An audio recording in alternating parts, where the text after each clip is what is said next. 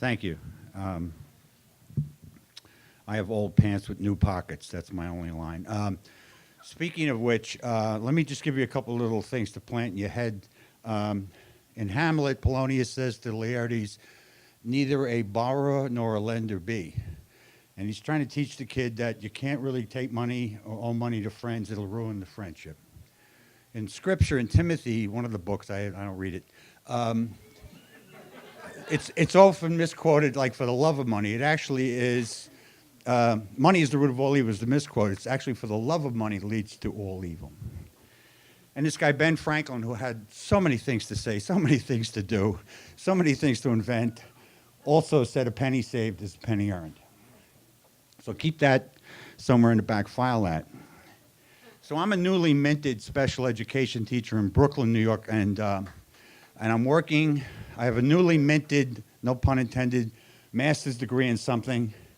And my friend Mitch and I have been assigned with these recalcitrant youth, 6 kids. They found 6 kids who had anger issues in Brooklyn. Can you imagine? And they put them in a room with us, and we had no idea what to do. The cops would call these kids recalcitrant youth.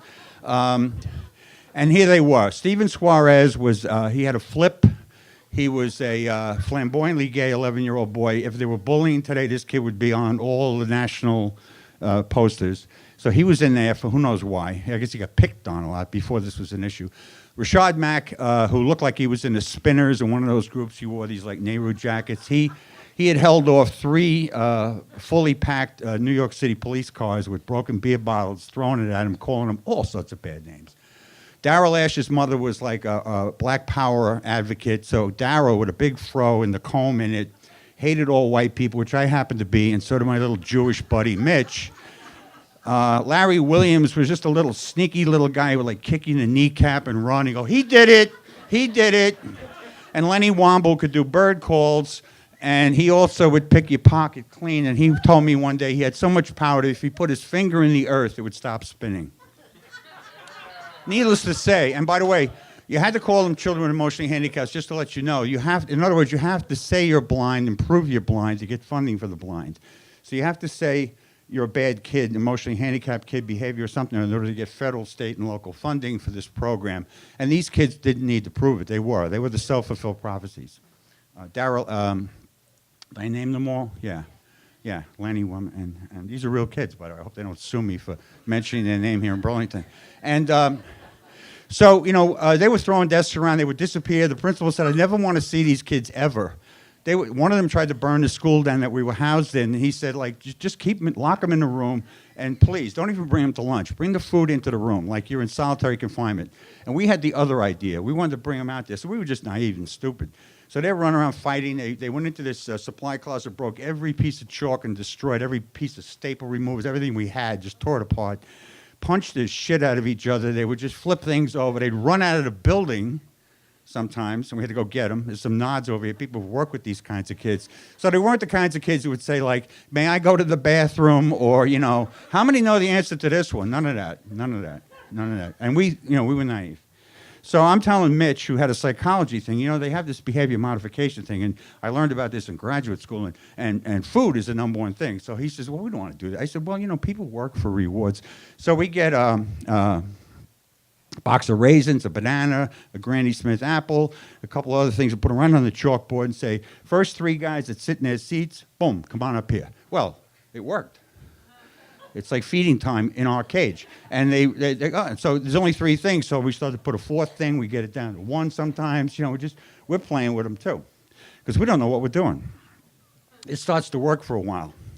And I said, why don't we just up this to something else? And he said, like what? And I said, well, they're doing this around different parts of the country. They're actually paying kids to do their work in the classroom with real money. And he said, well, we can't afford that. We're not getting paid much. And I said, all right, let's make up money. So we drew a bad, it would never be a Disney copyright infringement, a mouse that looked like a mouse, and we wrote Mickey on it. We had Mickey Mouse money We drew about 50 of those. We went to the Rexograph machine, ran them off, cut them out after school, and we had a whole bunch of these things.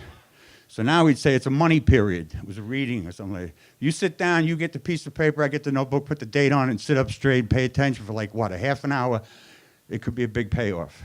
But a boom. Start sliding a couple of Mickeys on them, you know? A couple of mouse things right on these guys. And it's you know, it's not working 100%, but it's working. So I said, look, and on Friday, one of us would go out to this store and get this junk. We'd get at the paddle, we'd get the finger puzzle thing, we'd get the thing with the slide you could do in there, and word search puzzle, Batman comic book, a slice of pepperoni pizza, an apple turnover, a kite. And we put all of this shit in a bag, and we'd sit in the back of the room, we'd say, okay, it's auction time. And they would come back there, and they go, first thing up, apple turnover. The kids go like, $40, and bam, you know, and yeah, fuck, I want that. And they're bidding each other out. So anyway, we would clean these kids out. We'd get all the money back. All the money came back, and then some sometimes. And a couple of them were like, you know, I said, where's all your money? Well, here's what they were doing. They were doing what we've done with money.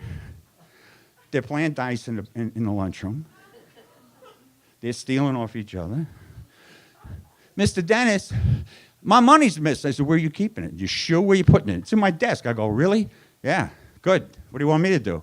Yeah, keep an eye on it. You got to put it someplace where nobody can find it but you. You know, like you've been learning about them with somebody, you know, all these little lessons. So he goes, all right, you know, it's in the lunchroom. They're cutting cards and they're just robbing each other. And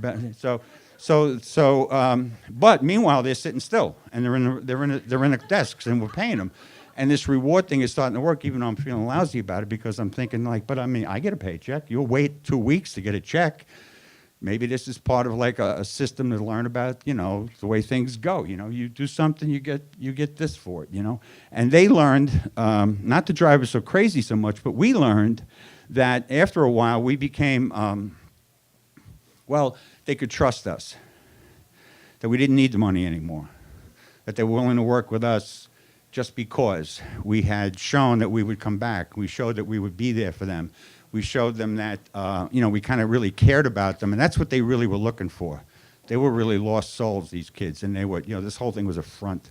And so, you know, to this day, Mitch is just like me, like we're still friends, and we still talk about the Mickey Mouse money and all that stuff. So you can decide where all of that fits in with a penny saved, a penny earned, neither a borrower or lender be, and all that kind of stuff.